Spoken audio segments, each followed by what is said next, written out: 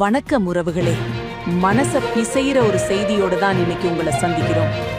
ஈன்ற பொழுதிற் பெரிதுவக்கும் தன் மகனை சான்றோன் என கேட்ட தாய் என்று வள்ளுவர் சொன்னார்.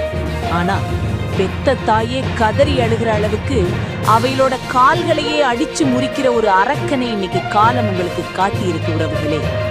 கேகாலை தேவலகம பகுதியை சேர்ந்த 46 வயதான ஒரு பெண்மணி தான் இந்த விபரீதத்துக்கு ஆளாயிருக்கார். அவைகளுக்கு 20 வயசுல ஒரு மகன் இருக்கார். ஆனா அந்த மகன் ஒரு நல்ல மகனா இருக்கேல. கடந்த சில காலமாவே அவர் போதைப் பொருளுக்கு கடுமையா அடிமையாகி இருந்திருக்கார் என்று போலீசார் சொல்றாங்க. வேலை வெட்டிக்கு ஏதும் போகாம நண்பர்களோட சேர்ந்து போதைப் பொருள் பாவிக்கிறதுக்காக தன்னோட தாய்கிட்ட அடிக்கடி காசு கேட்டு வந்துட்டு இருந்திருக்கார். மகனோட அச்சுறுத்தலால அந்த தாய் தன்னால முடிஞ்சப்பெல்லாம் காசு கொடுத்துதான் வந்துட்டு இருந்திருக்காங்க உறவுகளே. ஆனா உறவுகளே, கடந்த 26ஆம் தேதி நிலைமை கை மீறி போயிட்டது.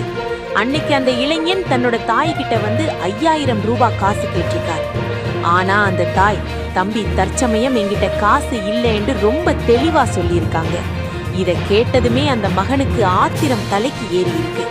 தான் நினைத்த அந்த போதைப் பொருள் கிடைக்காதோ என்ற வெறியில அங்க இருந்த சாமான்களை எல்லாம் எடுத்து தாயை அடிக்க தொடங்கியிருக்கார் உறவுகளே. பாருங்க உறவுகளே, கையில கிடைச்ச சாமான்களால அடிச்சது மட்டும் இல்லாம கடைசியில ஒரு பெரிய தடியை எடுத்து தாயோட 2 கால்கள்லையும் வச்சு விளாசி இருக்கார். அந்த தாய், வேணாம் தம்பி, வலிக்குது என்று கதறி அழுந்த பிறகும் கூட அந்த பாவி விடையல.